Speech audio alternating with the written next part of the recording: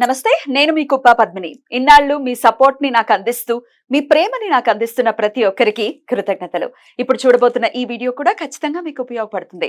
Like, share and subscribe చేసి మీ ఇష్టాన్ని అలాగే మీ సపోర్ట్ ని నాకు అందించండి. అలాగే ఈ వీడియో పట్ల మీ అభిప్రాయాన్ని కమెంట్ సెక్షన్ లో కమెంట్ చేసి నాకు తెలియజేయండి. నమస్తే. నమస్కారం. రేపటి విశిష్టతని ఒకసారి చూద్దాం. రేపు 28వ తారీఖు నవంబర్ నెల 2024వ సంవత్సరం గురువారం. శ్రీ క్రోధినామ సంవత్సరం దక్షిణాయనం శరద్ ఋతువు అనురాధ కార్తె. రేపు కార్తీక మాస బహుళపక్ష త్రయోదశి తిథి పూర్తిగా.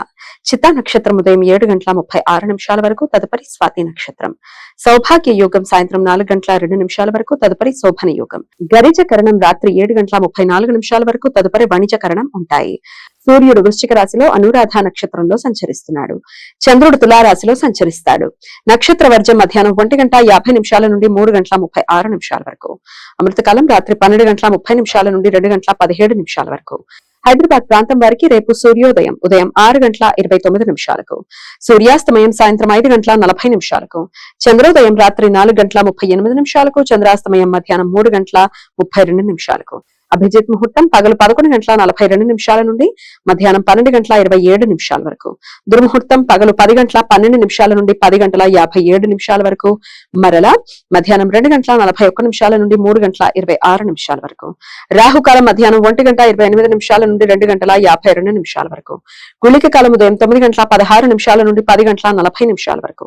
యమగండం ఉదయం 6:29 నుండి 7:52 వరకు. రేపు త్రయోదశి ప్రదోష వ్రతం.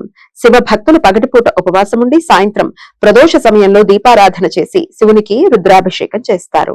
కొన్ని ఆచారాల ప్రకారం రేపు యమ ప్రీతి దీపదానం. భక్తులు రేపు సాయంత్రం తమ ఇంటి బయట యముడి ప్రీతి కోసం దీపారాధనలు చేస్తారు.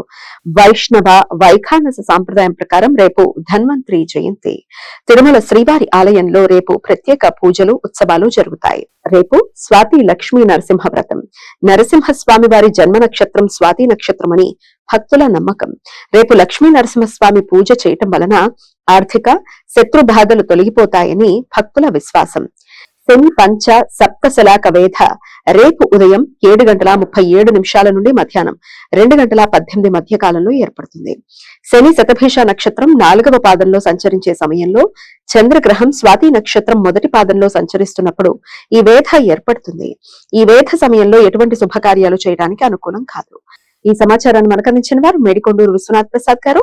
ఆయనకు కృతజ్ఞతలు తెలియజేస్తూ నారాయణ స్మరణతో సమస్త సన్మంగళాన్ని భవంతు. నమస్కారం.